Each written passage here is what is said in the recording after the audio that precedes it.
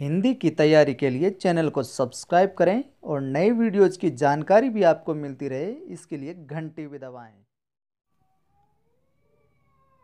जो तू गेल चालसी करसी चोखा काम, आठ पहर थारे कन्ने हाजिर रेसी राम। नमस्कार दोस्तों, स्वागत है आपका एक बार फिर से हिंदी साहित्य इतिहास की टेस्ट सीरीज के भाग 12 में। 11 सीरीज हमने पहले कर लिए हिंदी साहित्य इतिहास की भी, आज वापस शुरू कर रहे हैं हम हिंदी साहित्य इतिहास की टेस्ट सीरीज भी। आज है उसका 12वां भाग। प्लेलिस्ट में जाकर आप देखेंगे तो 11 भाग करवाए हुए हैं टेस्ट सीरीज हिंदी साहित्य इतिहास के, और हिंदी साहित्य विस्तृत रूप से भी पढ़ाया गया। और एक बार फिर आपको सूचित कर दूं दोस्तों कि जो ऐड, अगर गंदे ऐड आ रहे हैं वीडियो के बीच में, तो वो हमारी तरफ से नहीं आ रहे, यूट्यूब की तरफ से ऑटोमेटिकली आ रहे हैं। शिकायत कर दी गई, जल्दी हट जाएंगे, तो इसमें हमारा कोई दोष नहीं है, जल्दी हट जाएंगे वो। मैं आदि गणेश निवेदन करता हूँ, अच्छा लगे तो लाइक करें, शेयर करें और ज़्यादा से ज़्यादा मित्रों को जोड़ें। ये नेट की दृष्टि से भी उपयोगी है और फर्स्ट ग्रेड की दृष्टि से तो है ही। चलिए शुरुआत करते हैं प्रश्नों की। निम्न में से रचना व रचनाकार की दृष्टि से असंगत है। तो भक्त नामावली ध्रुवदास द्वारा, कवि नामावली सुदन द्वारा, भक्तमाल नाभादास द्वारा। तो यहाँ पर सभी के सभी सुमेलित हैं। मिश्र बंधुओं के नाम है श्याम बिहारी मिश्र, सुखदेव बिहारी मिश्र और गणेश बिहारी मिश्र। श्याम सुख गणेश, श्याम सुख गणेश। हिंदी कोविद रत्नमाला पुस्तक के लेखक हैं श्याम सुंदर दास। हिंदी कोविद रत्नमाला पुस्तक के लेखक कौन है? श्याम सुंदर दास। किसने शालिभद्र सूरी को हिंदी का पहला कवि माना है? तो गणपति चंद्र गुप्त कहते हैं कि हिंदी का प्रथम कवि वो है शालिभद्र सूरी। और वहीं आगे हम बात करें तो आदिकाल को आधार काल, आदिकाल को आधार काल कहने वाले विद्वान हैं मोहन अवस्थी। आज से वापस शुरू किए हिंदी साहित्य इतिहास की सीरीज भी, ये भी प्रज्ञा पर्वा जो कक्षा 11 व 12 की टेस्ट सीरीजें चल रही है, उनके बीच बीच में हिंदी साहित्य इतिहास की सीरीजें भी हम चलाते रहेंगे।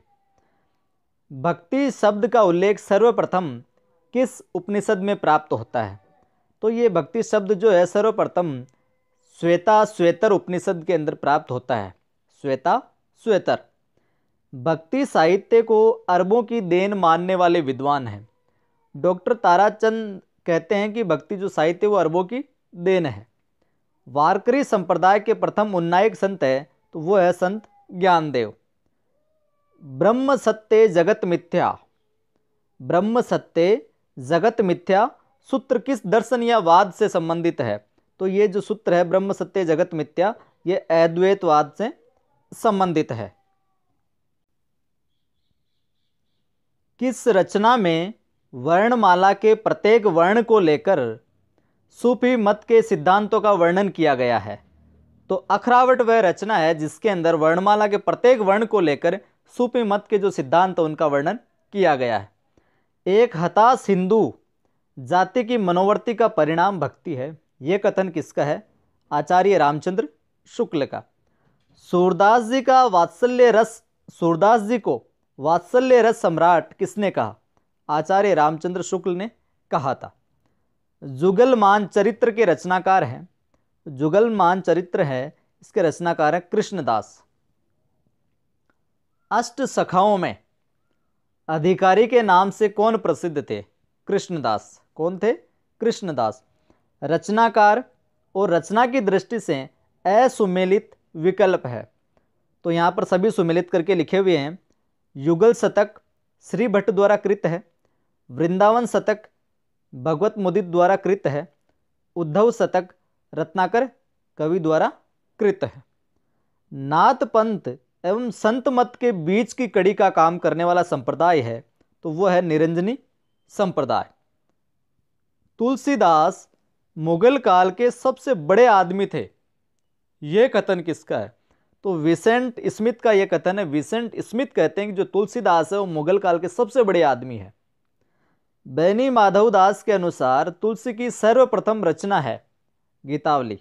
गीतावली को बैनी माधव दास तुलसी की सर्वप्रथम रचना मानते हैं। तुलसी की किस रचना में विवाह के गीत मिलते हैं लिखे हुए हैं? तो रामलला नहचू में। और रामलला नहचू में किस शब्द का प्रयोग हुआ है? माफ कीजिए, किस छंद का प्रयोग हुआ है तो इसमें सोहर छंद का प्रयोग हुआ है।